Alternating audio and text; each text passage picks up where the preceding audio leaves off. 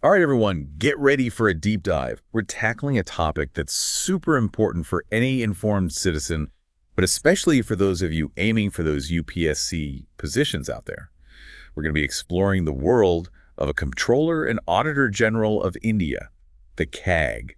You ever wonder who's making sure that your hard-earned tax rupees are being used properly? Yeah, it's more than just crunching numbers. The CAG is really tied to the very beginnings of our democracy. Even figures like Dr. B.R. Ambedkar saw how important they were. Wow. Okay, so we're going way back. We're talking about a position that's actually part of the Constitution, Article 148.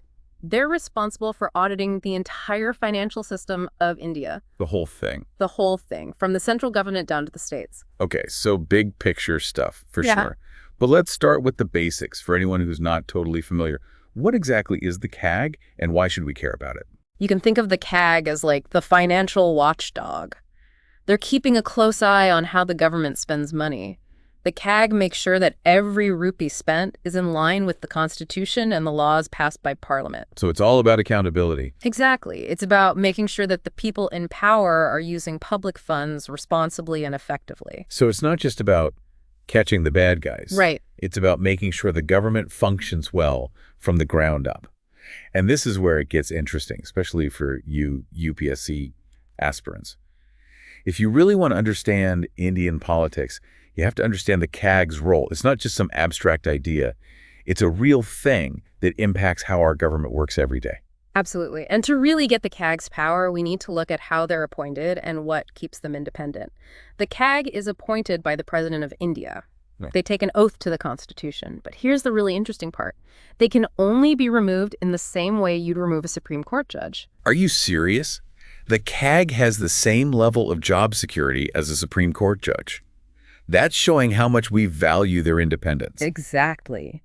It takes a resolution from both houses of Parliament with a special majority, and there have to be specific reasons, like they did something wrong or they're unable to do the job. This ensures that the CAG can do their job without being afraid of anyone or showing favoritism. So basically, we're telling them to go out there and audit without any fear. But why go through all this trouble? What's so important about independence for the CAG? Well, imagine if the CAG could be easily fired by the same government they're auditing. Yeah, not good. That wouldn't make anyone feel confident, right? Having this level of independence means they can look into government spending without any pressure. It's all about checks and balances, making sure nobody has too much power. And it's not just about how they can be removed. There are other safeguards too, right? Absolutely. Once their term is over, the CAG can't hold any other position in the Indian or state governments. So no easy, comfortable jobs after retirement that might influence their decisions. Plus, their salary is the same as a Supreme Court judge. Wow. Which shows how important their role is. It means they don't owe anything to anyone. So we've got the appointment, removal, and a good salary. We're basically saying your loyalty is to the Constitution and the people, and that's it.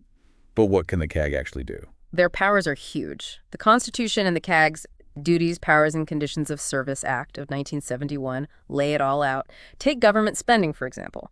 The CAG audits every single rupee spent from the Consolidated Fund of India, the states, and the Union territories. Hold on, so that includes everything, like infrastructure projects, defense, education, healthcare programs? All of it. It's a huge job. That's a lot of rupees. They also audit contingency funds and public accounts. So they're keeping track of every penny the government handles, like a full financial health checkup for the entire country. Okay, so they're not just people stuck in a room staring at spreadsheets all day long. Right. They're really getting into how the government operates. For our UPSC folks out there, this is really important stuff. We're talking about the core of Indian governance, the systems that ensure public money is used right for its intended purpose. Exactly. They look into the financial records of all sorts of departments, not just to see if the numbers add up, but also to figure out if things are efficient and effective. It's not just about, was this expense legal, but was it a good idea? Was it economical? And did it actually help people? Making sure every rupee brings the most value to the people of India. All right, so we see the CAG has real power. Well, let's get practical here.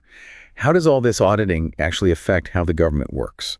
Think of it like a system of checks and balances. Yeah. The CAG makes sure the executive branch is answerable to the parliament when it comes to money. Oh, I see. They're like the parliament's eyes and ears, checking how the government uses the funds it's given. So it's not just a one-way street. It creates a feedback loop.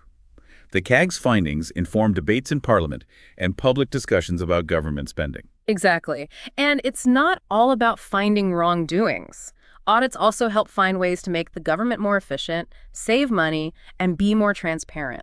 So they're like financial advisors helping the government streamline things and provide better services.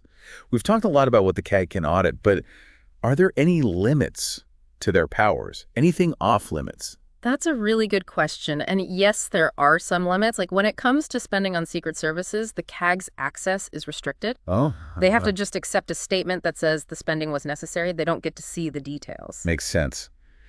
We don't want national security at risk just for the sake of transparency. It's about finding a balance between openness and protecting sensitive information. But something's always puzzled me. The CAG's title is Comptroller and Auditor General. But we've mainly talked about auditing. What's the controller part about? Oh, that's where things get a little tricky. A controller usually controls the money going out, like a gatekeeper for the treasury. But in India, the CAG doesn't have that power. Government departments can spend money without needing their specific forte. So they're more of an auditor general than a controller. And that's different from some places, like the UK, where their CAG does have those powers. That's right. Makes you think what that means for how accountable and transparent things are in India. Something to think about, especially if you're prepping for the UPSC. Yes, definitely.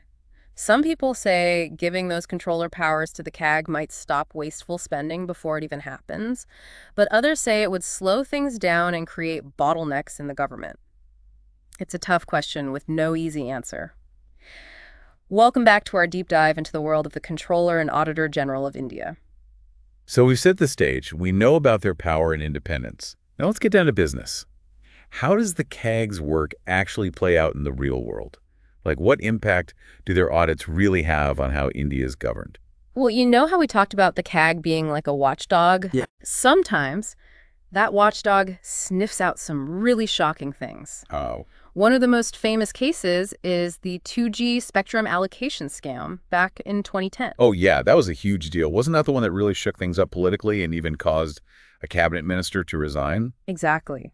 The CAG's audit found out that the government had basically given away spectrum licenses for way less than they were worth. Oh, wow. And it ended up costing the country a massive amount of money. We're talking 1.76 lakh crore. That's a huge number. That's insane. It was a major wake-up call for the whole nation. It showed that even the top people in government weren't above being scrutinized. It's a powerful example of how the CAG can keep those in power in check, Yeah. shining a light on corruption that might have otherwise stayed hidden. Absolutely. And it wasn't just a one-time thing. Remember the Colgate scam in 2012? That was another case where the CAG uncovered problems with how coal blocks were allocated. Right, right. The estimated loss to the government was a whopping 1.86 lakh crore. Wow.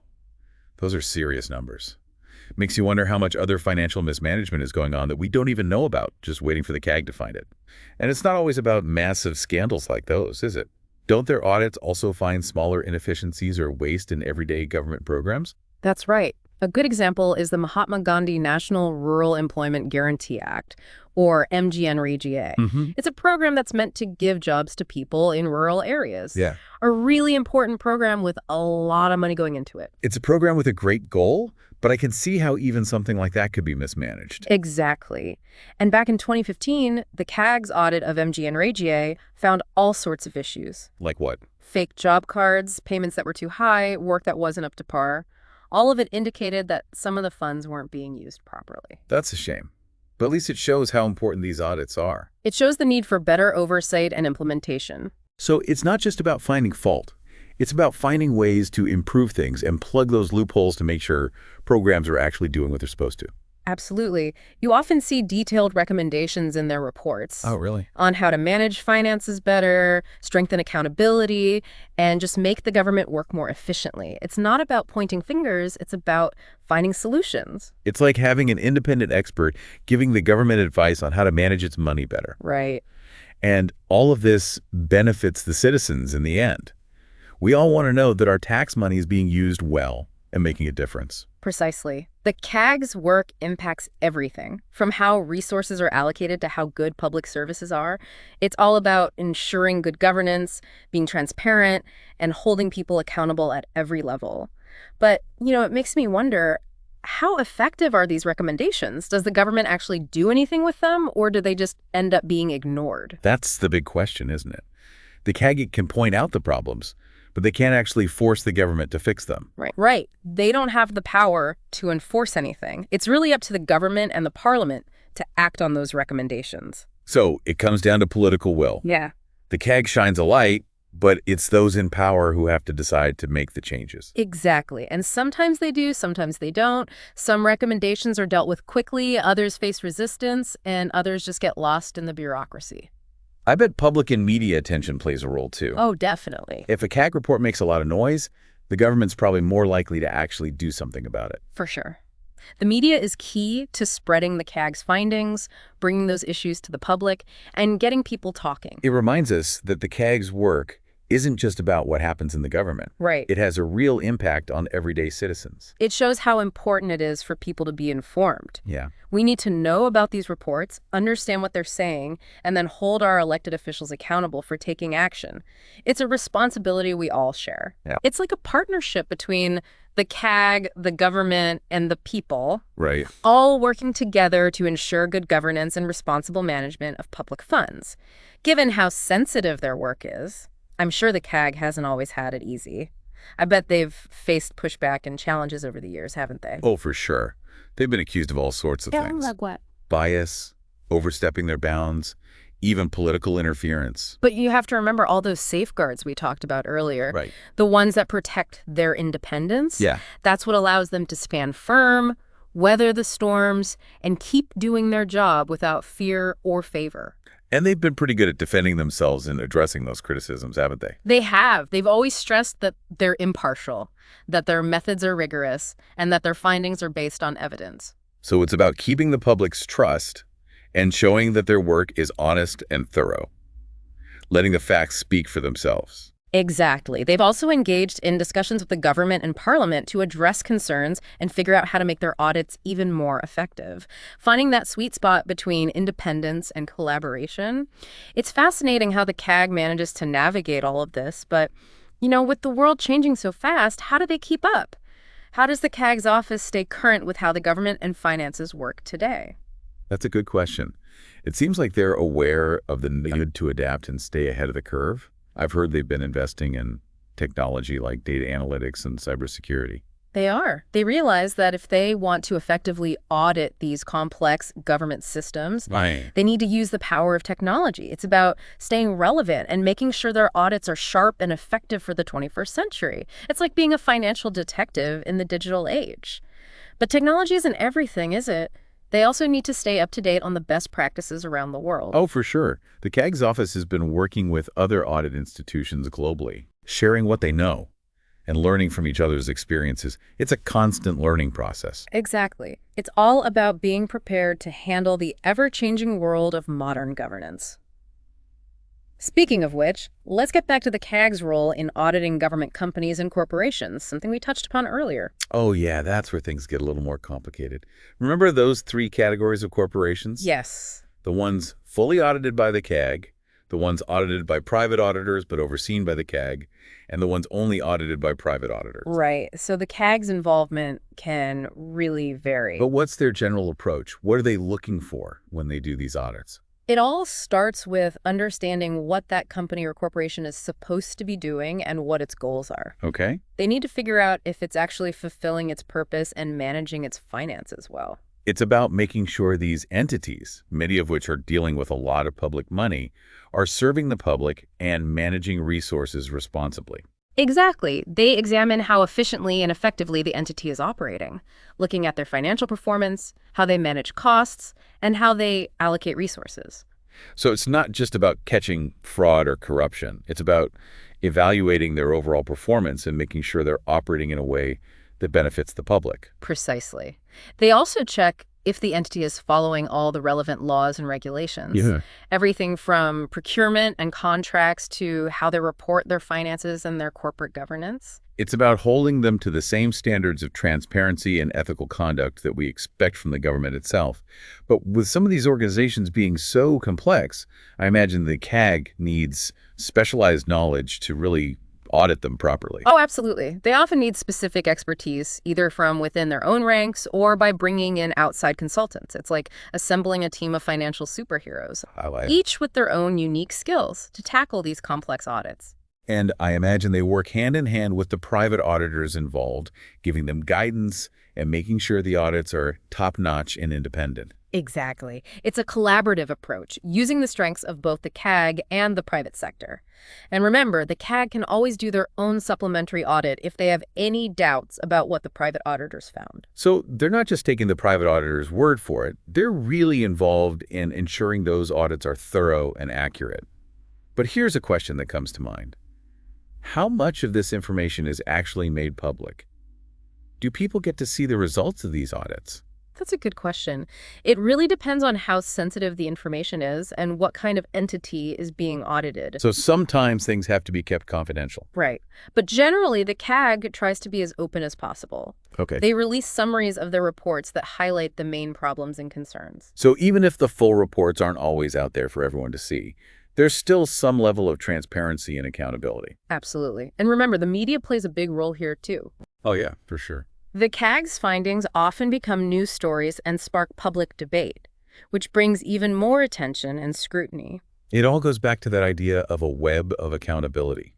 The CAG, the media, the parliament, the public, all working together to make sure that public resources are managed well and that those in power are held accountable for their actions. Exactly. And for those of you preparing for the UPSC, it's super important to understand how all of these different institutions interact and contribute to good governance in India. All right, listeners, we've covered a lot of ground in this part.